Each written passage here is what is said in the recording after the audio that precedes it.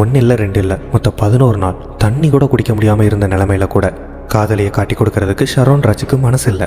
நீதிமன்றத்தில் தண்டனை தீர்ப்பை வாசிக்க தேம்பி தேம்பி அழுத குற்றவாளி கிருஷ்மா நீதிபதி அந்த ஒரு வார்த்தையை சொன்னதும் மௌனமாயிட்டாங்க.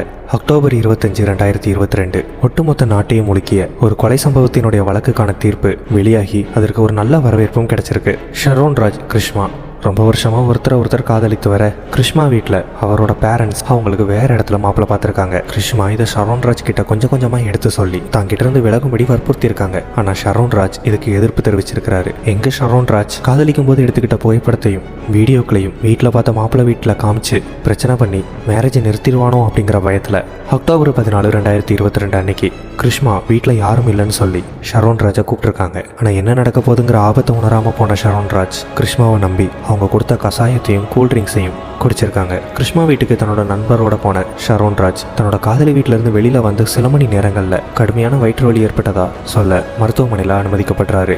அங்கே அவருக்கு தீவிர சிகிச்சைங்கிறது கொடுக்கப்படுது. ஆனாலும் எந்த பலனும் இல்லாமல் உடல் பாகங்கள் ஒன்னொன்னா செயலிழந்து கிட்டத்தட்ட 11 நாட்கள் தண்ணி கூட குடிக்க முடியாத ஒரு சூழ்நிலையில தவிச்சுக்கிட்டு இருந்தாரு ஷரோன் ராஜ். கடைசியாக 25 அக்டோபர் 2022 அவர் இறந்தும் போறாரு. இது வழக்கா பதிவு செய்யப்பட்டு மேற்கொண்ட விசாரணையில் ஷரோன் ராஜுக்கு ஸ்லோ பாய்சன் கொடுக்கப்பட்டதும் அது செஞ்சது அவரோட காதலி கிருஷ்மானும் தெரிய வந்தது.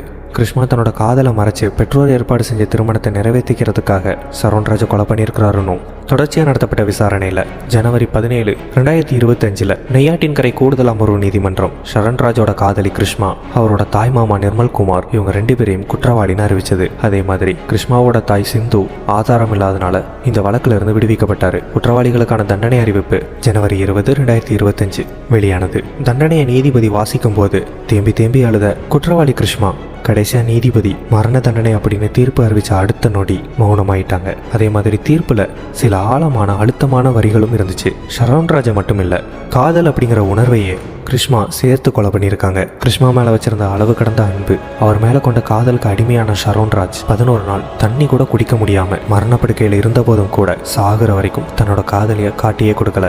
இது பெரும் துரோகம். இப்படி ஒரு துரோகத்தை செஞ்ச கிருஷ்மாவுக்கு மரண தண்டனை கொடுக்கறதுல இருந்து பின்வாங்க முடியாது. அவரோட வயதையோ அவருக்கு குற்ற பின்னணி இல்லை உள்ளிட்ட காரணங்களையோ கருத்தில் கொள்ள முடியாது.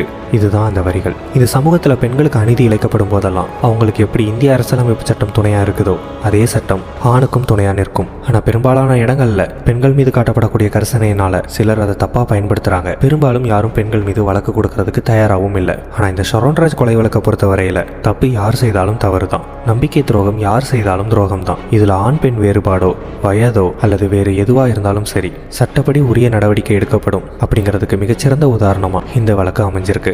இது சட்டத்தின் மீது மக்களுக்கு ஒருவித நம்பிக்கையை ஏற்படுத்தியிருக்கு. ஆணோ பெண்ணோ பாதிக்கப்பட்டவங்களுக்கு உரிய நீதி கிடைக்கணும் அப்படிங்கிறது தான் எல்லாருடைய கருத்தாகவும் இருக்குது. இதை பத்தி நீங்க என்ன நினைக்கிறீங்கன்றதை கமெண்ட்ல சொல்லுங்க. இது மாதிரியான மோர் இன்ஃபர்மேஷனுக்கு நம்ம சேனலை சப்ஸ்கிரைப் பண்ணிடுங்க.